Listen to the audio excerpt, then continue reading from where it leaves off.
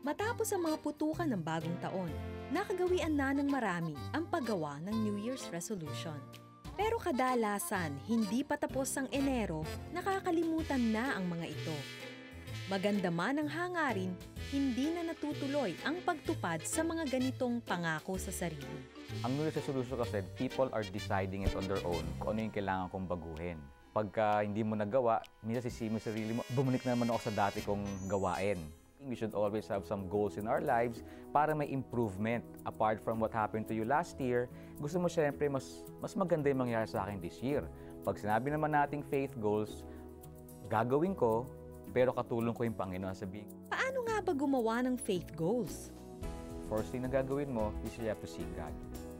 Kasi diba sabi sa Matthew, seek first His kingdom and His righteousness, and all of these things will be given to us. As we are getting ourselves prepared for 2004, kung ano yung faith goals natin, we are going to make a time for us, pray and fast, and say, God, I'm here. I don't want to begin my year with my own goals. I want to begin my year with your goal for my life. So as you seek, you hear, you listen to what He's going to tell you. Pag nadinig mo na kay Lord yun, abay, kuha ka ng papel. Okay, lagay mo ng outline. Number 1, financial breakthrough. And then insert it in your Bible. Every time you read your Bible, you open your faith goals and say, God, this year, Lord, this is what I want to do. Lord, by faith, I believe you will help me accomplish this. Aim high and make it concrete and make it simple. Gusto mo ng 5 million, Lord, this is what I'm praying. 5,000,000,000. Aside from financial, minsan meron ding sinasabi nila na family restoration. The next is yung spiritual faith goal for us to really have intimacy with God. Minsan din may mga personal breakthrough. Like, ano ba yung mga character flaws mo? There will also be some points of believing God for healing. Importante rin yun, accountability partner or your prayer partner. Number 1, for prayer. As I shared by faith goals, alam nila kung ano yung pinagpipray ko. Okay, alam ko rin kung ano yung pinagpipray nila. Pag na-accomplish yun, wow, talagang magyayakapan kayo, wow, na-accomplish ito, thank you for praying for me. Ganyan. Secondly, your person will really make you accountable and make you stick to your faith goals.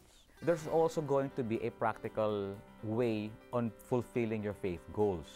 Because as God will help you, God will also pinpoint to you the things in your life that needed to change. Sabihin mo, Lord, tanggalin mo naman yung blood sugar ko, pero here you are, nagka-soft drinks ka. There will be some points that God will tell you, these are the things that you will have to do.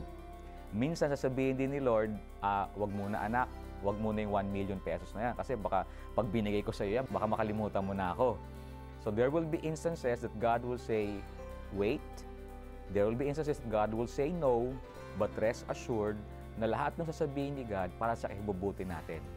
All throughout the year, you will have to sincerely pray about it, and it will be accomplished. And believe me, the Holy Spirit will always tug you and then put a check.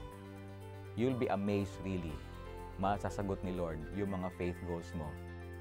Kahit patapos na ang buwan ng Enero, hindi pa huli upang gumawa ng faith goals. Ano importante doon? Kasi nga, you began it with God.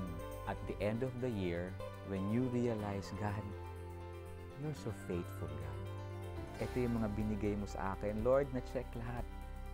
Lord, thank you very much. And by next year, Lord, eto na naman tayo, Lord. Excited na naman ako. And it builds your faith all the more.